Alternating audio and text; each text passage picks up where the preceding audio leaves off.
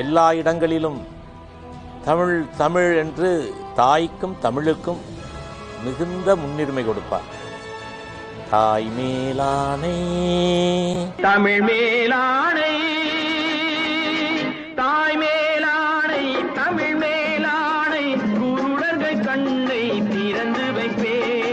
கிராமத்தில் எல்லாரும் சொல்லுவான், என்ன தெரியுமா, உன் தாய் மேலே சத்தியம் பண்ணுறான்பா. என்ன காரணம்?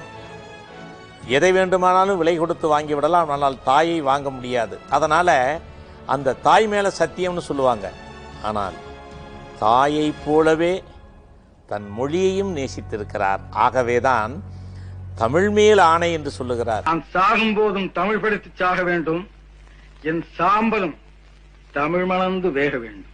அவர் எப்படி தமிழை நேசித்தார், அவர் எப்படி தமிழர்களுக்காக வாழ்ந்தார், அந்த தமிழ்மொழியை நேசித்தது என்பது யதார்த்தமான வாழ்வியல் பண்பாக மாற்றினார்.